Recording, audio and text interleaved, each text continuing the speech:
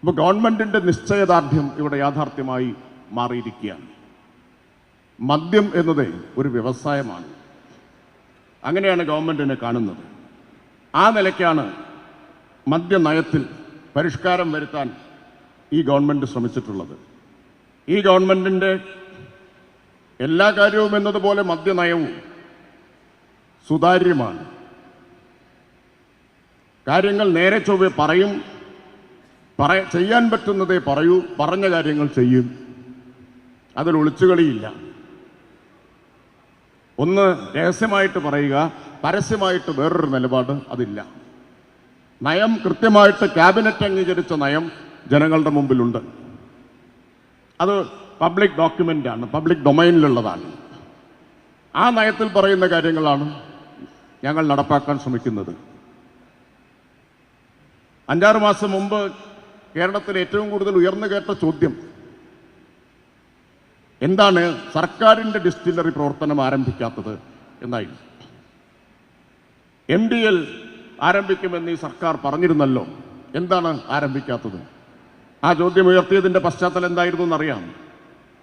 എലപ്പുള്ളിയിൽ ഒരു സ്വകാര്യ ഡിസ്റ്റിലറിക്ക് അനുമതി കൊടുത്തപ്പോൾ ഉയർത്തിയ ചോദ്യമാണ്, സർക്കാർ ഡിസ്റ്റിലറി പ്രവർത്തിക്കാതെ, അത് തുറക്കാനുള്ള നടപടി സ്വീകരിക്കാതെ സ്വകാര്യ ഡിസ്റ്റിലറിയെ അതിന് അനുമതി കൊടുത്തിരിക്കുന്നു എന്നായിരുന്നു വലിയ ആക്ഷേപം.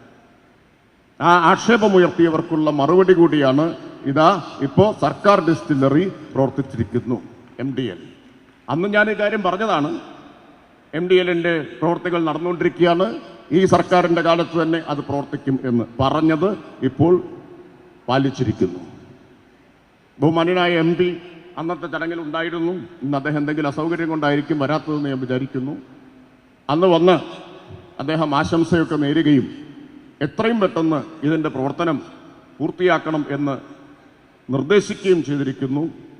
അദ്ദേഹത്തിൻ്റെ കൂടി നിർദ്ദേശം യാഥാർത്ഥ്യമാകുന്ന ഈ വേളയിൽ അദ്ദേഹത്തിൻ്റെ അസാന്നിധ്യം എനിക്ക് അല്പം നിരാശയുണ്ടാക്കുന്നുണ്ട്. എന്നാലും അദ്ദേഹം ഇത് പത്രത്തിൽ വായിച്ചറിയും എന്നാണ് ഞാൻ പ്രതീക്ഷിക്കുന്നത്. അദ്ദേഹം നിർദ്ദേശിച്ചതനുസരിച്ച് MDLൻ്റെ പ്രവർത്തനം ഇന്ന് ആരംഭിച്ചിരിക്കുന്നു എന്നുള്ള കാര്യം. സർക്കാരിൻ്റെ മദ്യനയം എന്താണ്? ഇതൊരു വ്യവസായം എന്ന നിലയിൽ ഇതിനെ പരിഗണിക്കണം.